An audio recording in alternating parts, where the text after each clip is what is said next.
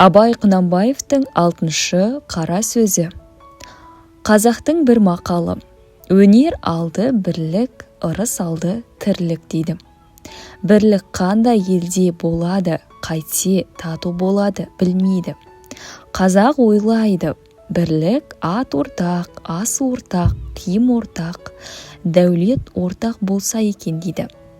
Олай болғанда байлықтан не пайда, кедейліктен не залал? Ағайын құрмай мал іздеп не керек? Жоқ, бірлік ақылға бірлік, малға бірлік емес. Малыңды беріп отырсаң, атасы басқа, діні басқа, күні басқалар да жалданып бірлік қылады. Бірлік малға сатылса, антұрғандықтың басы осы. Ағайын алмай бірлік қылса керек, сонда әркім несібесін Құдайдан тілейді. Әйтпесе Құдайдан тілемейді, шаруа іздемейді. Әуелі біріне бірі пәле іздейді.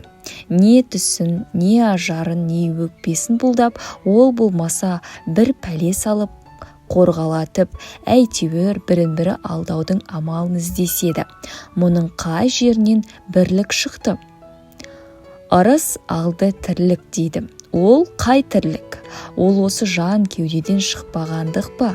Жоқ, ондай тірлік итте де бар. Ондай тірлікті қымбат көріп, бұлдаған адам өлімді жау көріп, ақыретке дұшпан болады. Жанын қорғалатып, жаудан қашып, қорқақ атанып, еңбек қылудан, қызмет қылудан қашып, еріншек атанып, ез атанып, дүниедегі әлгі айтылған ырысқа дұшпан болады. Ол айтқан тірлік олар емес.